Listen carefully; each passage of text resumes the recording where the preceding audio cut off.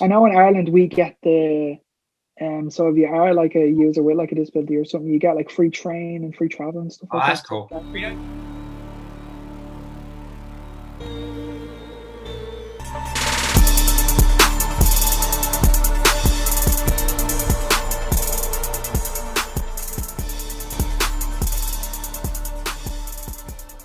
Welcome to another NQPC video. We've got Connor here. Connor, as far as I'm aware, you're a bit of a public speaker, social media guy. You do a bit of everything, really. Yeah.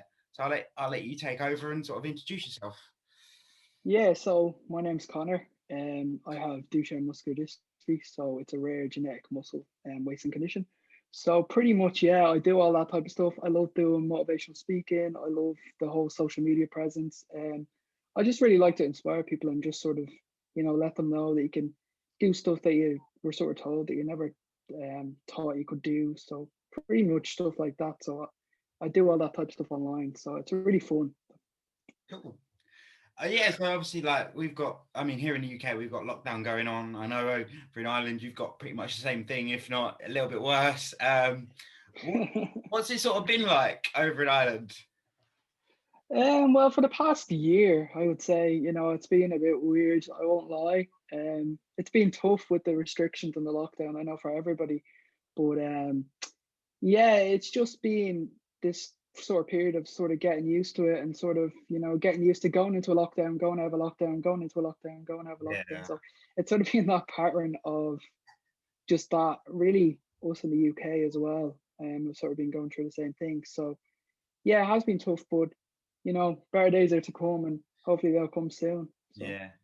Well, hopefully, I mean, we're lucky we've got the NHS here in the UK, so they're rolling out the injections slowly, but there you go. How's it going over there? Because I'm not sure that they started over in Ireland. I haven't really kept up. they have started over here, and we have the HSE over here. So England NHS, and we have HSE. So pretty much, yeah, they've said that they've had maybe like 20,000 vaccines rolled out already, which, I don't know with the numbers, to be honest. The government are saying one thing and then they're doing another thing. So it's sort of it's sort of hard to ever know what's actually going on. I think So that's across the board. yeah, so I always feel like ours make it up as they go along. yeah, pretty much there, we're sort of similar in the same way. So, what was sort of how did the story sort of begin with your condition? And yeah, sort of run us through that if you don't mind. So yeah, I was diagnosed with my condition at 3.5 years old. Um, for months on end, it was sort of like my mom and dad were sort of just going to the hospital and seeing, they sort of seen there was a problem, so they were just trying to see what was wrong, what was going on. I have a twin sister, so a lot of the doctors were saying that I was just lazy, and she was doing all the stuff for me, so I didn't want to do anything. And then yeah, at 3.5, I was diagnosed with Duchenne muscular dystrophy, which, as I said, is a muscle wasting disease. Which at the time, as well, it was a lot more different than it is now for treatment and stuff like that. I know there still isn't much advancements there, but there's been a lot of research done into my condition, and they found out a lot more stuff about it. So I think then it was just really scary, just to be told that I had the condition and just not knowing really what it is. And I feel a lot of people don't know what it is, so it's very important just to inform people about it. No, to be fair, to be really honest, I know a lot. Obviously, a lot about my condition, but I've never until I came across you. I'd never really come across that condition, so it's quite interesting to see sort of the differences. Obviously, as I say, my condition is stagnant, so it's quite interesting to see your story with a condition that progresses over time. Yeah, no, it's been really good to sort of follow. But yeah, so what sort of been? What would you say is like your biggest struggle? Biggest struggle I would say is, I know, as I mentioned on my page a lot, like I used to struggle with my mental health a lot, and I still sort of do. So it's sort of hard to get my head around certain things, as in just getting used to that change, and you know just the strain it can have on your mind to just say, you're changing this, you're sort of changing that. And you don't really have a run of it, so you can't really control what's going on. And I feel as though a lot of people don't understand that, and I think that's a big struggle of it as well, is trying to get people to understand and trying to get people to be like, here, like, that's cool, I understand, because it's, even to me, I don't understand the whole thing, so it's just so complicated. Yeah.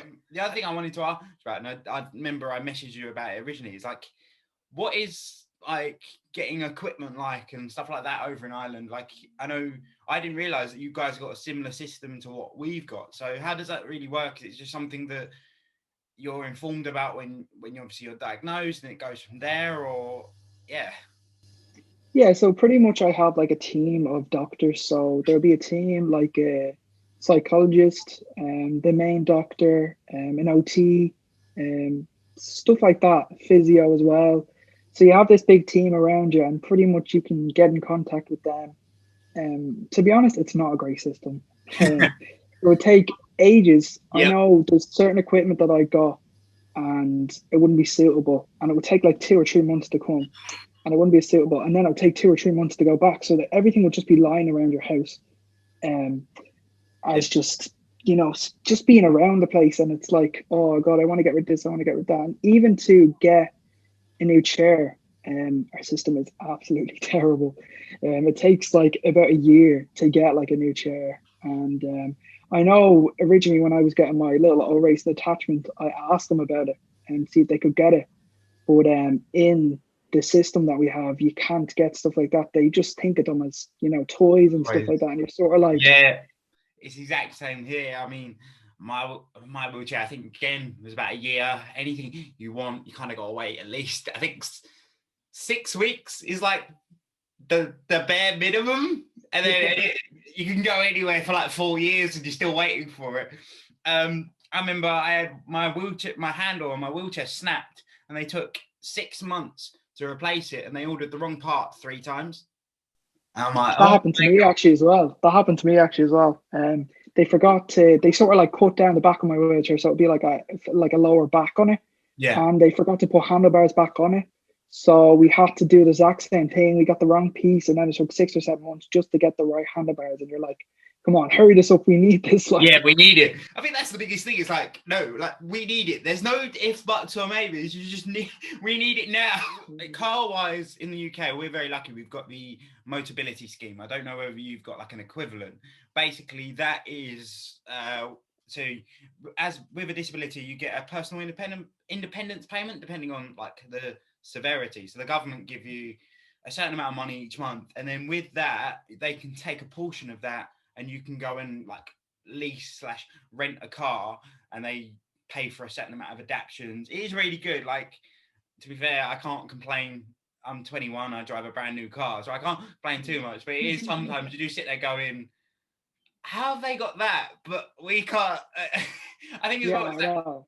It's finding out about this stuff as well. Like sometimes I find out, no, it does exist in the UK, but no one tells you about it, and you're like, Yeah, I'm the same. I'm the same. In Ireland, nobody tells you about it, so you have to inquire about everything.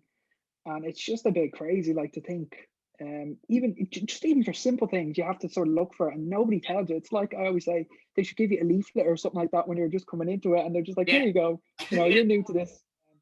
Yeah, even in Ireland, that's a huge problem, wheelchair taxis, especially because I know in London and Liverpool in England, all the taxis have a ramp in them, but they can only put yeah, in a but certain size. we're a lot more advanced in that. I think it's different as well because I'm like outside of London. I'm just outside.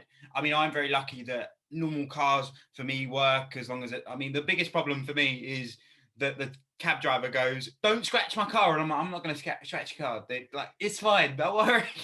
But I'm very lucky in the way of like I can get out my chair and the chair can go in the boot. So I'm quite lucky in the respect of I can use most cars. But in London, yeah, most you can always find a car that's accessible.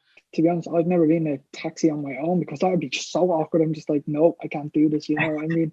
But even with the buses over here as well, like we have to sort of fight for my area to get like accessible buses. So you'd get Yeah. buses and they wouldn't be accessible.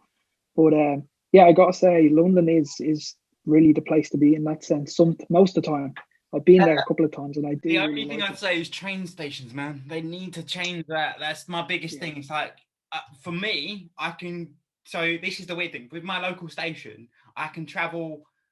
I can't travel from my local station, but I can travel back to my local station because of the way the platforms work.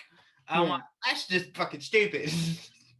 Yeah, I have to say as well, I can't even get on my little local station because there's nobody works there at all. So I'm in the middle, pretty much of nowhere. Yeah. So when I'm going into Dublin, I have to go to one of the train stations, not that train station, but another one after that. But it would Yeah, take me longer, and it takes, you can't like sort of walk to it with the other one. You can't, so yeah. it can It's be like hard in that way.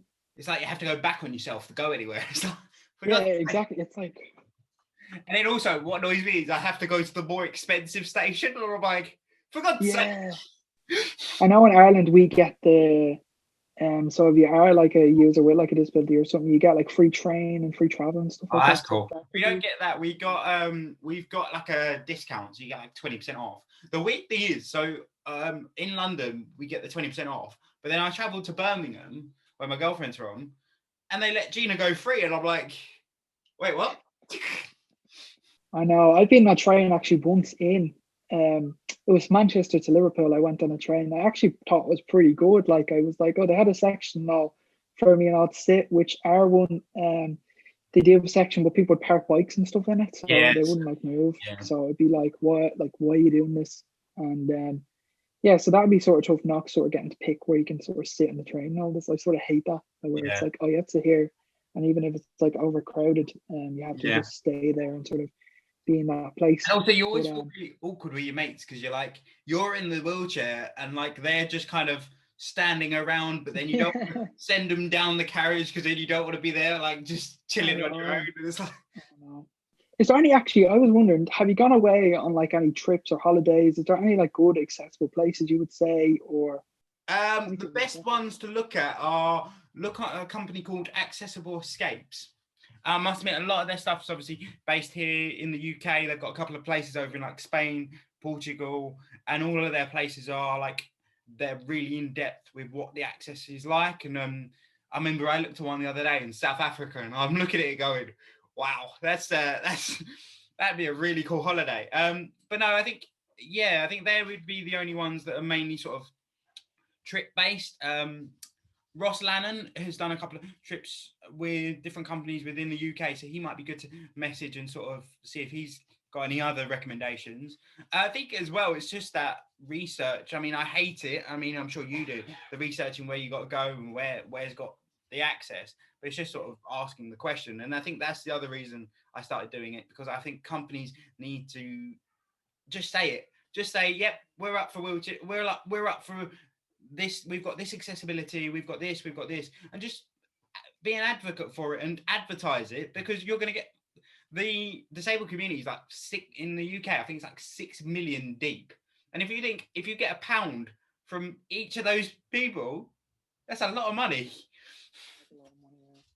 And yeah, even with me, it's sort of like yeah, with my condition and stuff like that, like I've done better than some people with it because it is a progressive condition. So I think it's hard sometimes for some people to relate to that and sort of understand my condition, because there's so much different people with different levels of yeah, needs at a point in life. And maybe I have gotten lucky. With my condition, it's usually 8 to 12 to keep walking. So I'm 19 and I broke a femur and all, and here I am still sort of walking the house with limping around. Still, it's still a form of yeah. walking. You know what I mean? By the way, you've gone really quiet. I don't know why.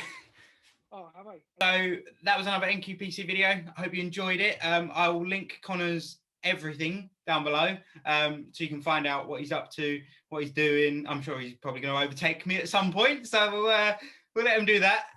But yeah, as always, like, subscribe, and I'll see you in the next video.